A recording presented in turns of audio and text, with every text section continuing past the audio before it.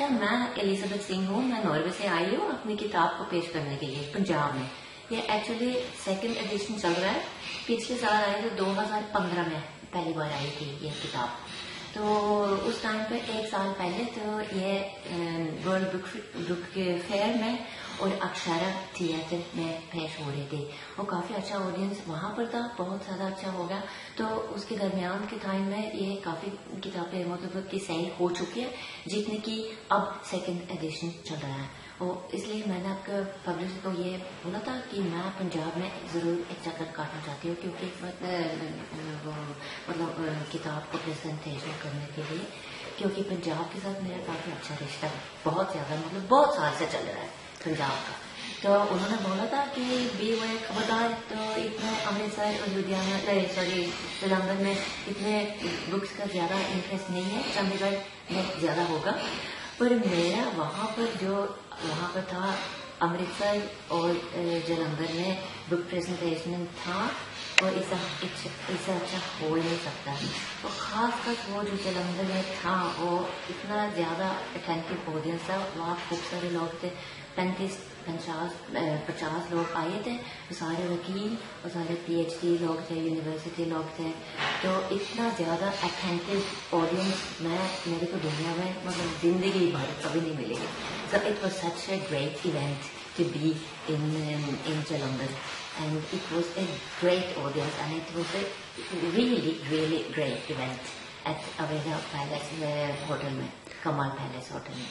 तो कौन कौन सी लैंग्वेजेस आप बोल लेते हैं एलिजाबेथ? इंग्लिश मेरा नॉर्वेजियन उधर चल रहा है ना, डेनिश भी चल रहा है स्कैंडिनेविया में, और मेरा सब्जेक्ट है यूनिवर्सिटी का ये है फ्रेंच एंड जर्मन जी। तो आपका इंडिया से क्या रिश्ता है? अपने कुछ शब्दों में बयान कीजिए, कुछ क्या रिश्ता है आपका इंडिया के साथ? मेरी शादी इंडिया है क्यों? मेरी शादी हुई थी एक इंडियन के साथ बहुत साल पहले। हम 72 की बात कर रहे हैं, जब मेरा दोस्ती हो गई थी एक इंडियन के साथ। तब मेरी उम्र बहुत कम थी, मैं 15 साल की थी, जब कोपेनहेगन डेनमार्क में चली आई थी उनके साथ, मतलब उनको मिलने के लिए। उसके बाद कुछ 2-3 साल के बाद हमारी शादी हुई। तो फिर 75 में मैं यहाँ आई थी।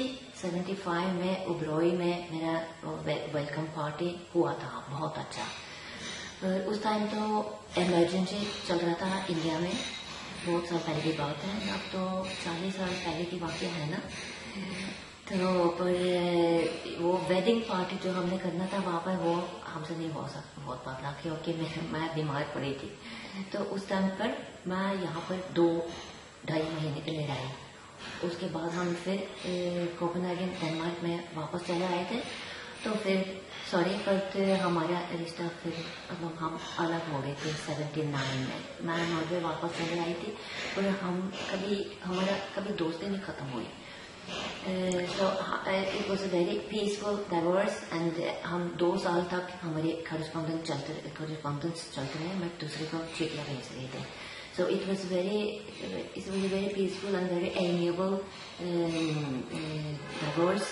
So मेरे उनके लिए हमेशा मेरे दिल में जगह रह गई, और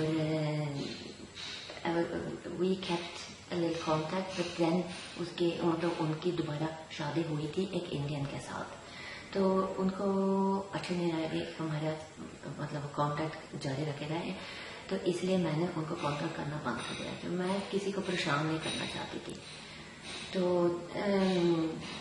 very sorry to tell you about he expired some 14 साल पहले इनके देहांत हुआ था। सो आपने कोपेनहेगन वापस जाकर वहाँ खुद शादी की? जी। आपने भी शादी की? नहीं, वहाँ पर पहले, यहाँ हिंदुस्तान से पहले हमने शादी की। नहीं, वापस जाके आपने किसी और से शादी की या नहीं? नहीं, मैंने नहीं की थी। आपने नहीं की किसी और से शादी? मैंने दोबारा शादी नहीं की। ग्रेट। तो आप एक बार शादी हुई। तो how are you expecting your life to be like, because like now you are alone and probably you see India as your favorite destination maybe? Yeah. That's why you've written Oh India, right? तो इसमें India का क्या show किया आपने, और क्या आप expect करते हो आप अपने फ्यूचर? जब मैं नॉर्वे वापस चली गई थी, जब मैं 22-23 साल की थी, तो मतलब है 15 साल से मेरा रिश्ता चल रहा था, क्योंकि we were living in Punjabi society in Copenhagen, है कि नहीं। तो इसका मतलब जब मैं नॉर्वे वापस चली आई थी, 1/3 मेरी जिंदगी के पंजाबी सिख्स इंडिया के साथ रह चुका था ना, तो इसलिए तो ये फॉरएवर मेरे पास मेरी जिंदगी में, मेरे अंदर में एक बहुत अच्छा, मतलब एक बहुत बड़ा हिस्सा हो गया। तो I never forgotten about India और पंजाब। एंड ये मेरे 4th किताब है ना, मतलब 4थी किताब है इंडिया के बारे में। ये पहला है इंडियन मार्केट के लिए। तो जो दूसरी किताब भी मैंने निकलवाई इंडिया के ऊपर, ये है ये प्रदान किया, जैसे आप कहते हैं सफरनामा, ट्रैवलर्स, नॉर्वेजियन मार्केट के लिए, नॉर्वेजियन लैंग्वेज में। ये मेरी पहली किताब है इंडिया के बारे में, इंडियन मार्केट के लिए, इंडियन लोगों के लिए, जो मैं बता रही हूँ क्योंकि मेरे काफी जानकारी है ना इंडिया के बारे में, इंडियन कल्चर के बारे में, इंडियन भाषा के बारे में। तो इसीलिए तो मैं इस किताब को बहुत ज्यादा फख्र ले रही हूँ कि मैंने वहां पर अपने गांव में, नॉर्वे में बैठ कर इंडिया के ऊपर एक किताब लिखी है जो काफी गहराई में जाती है इंडियन पब्लिक के लिए, और जो Indian publishers good times books से पब्लिश हो गई है, दिल्ली वाले पब्लिशर्स है। तो ये ऐसा है इंडियन मार्केट के लिए, इंडियन पब्लिक के लिए। तो इस बुक में आपने क्या क्या लिखा है? ये 12 डिफरेंट स्टोरीज है इसमें। तो they are very different stories. तो शॉर्ट में यही मेरे वो दूसरी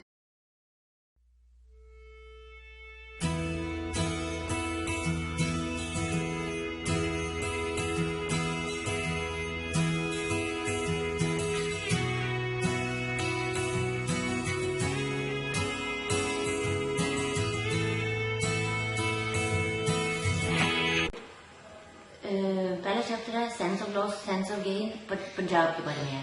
तो एक्चुअली किताब शुरू होती है वहाँ बगलौर से गुरुद्वारा में, और इसको समझाने के लिए मुझे बहुत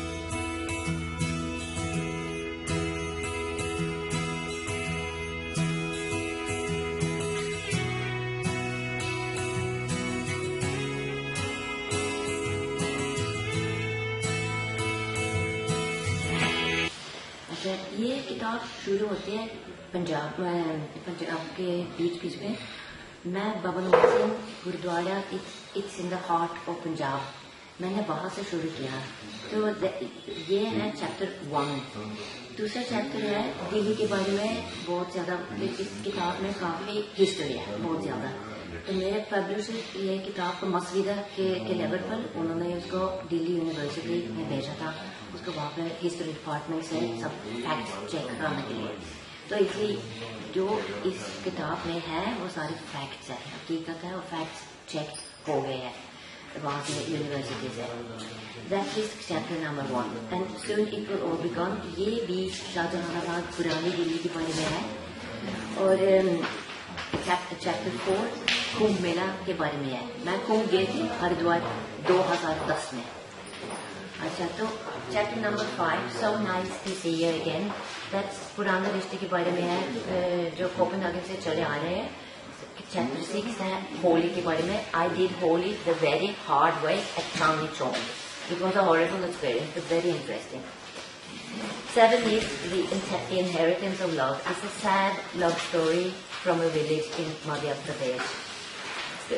Number 8 still there after all these years.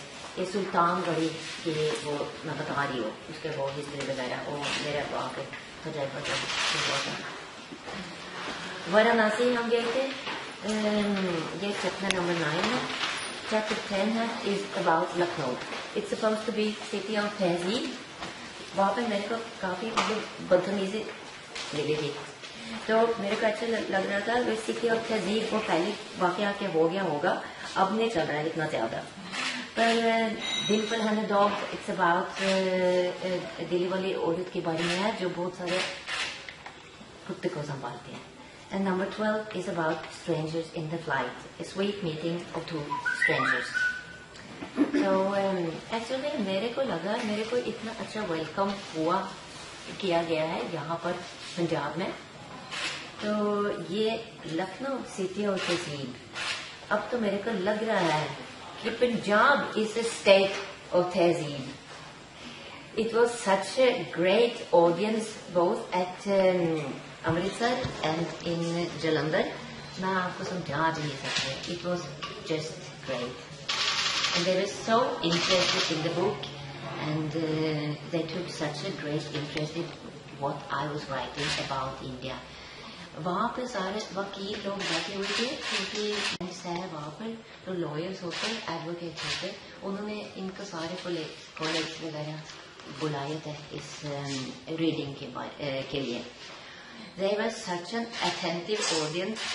इतना attentive audience मेरे को जिंदगी भर नहीं मिलेगी, because they were really people who could listen. Yeah.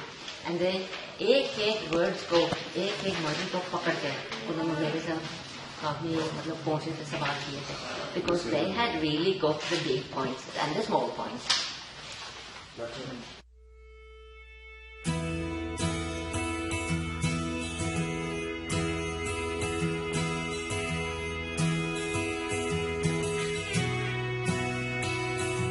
साथ से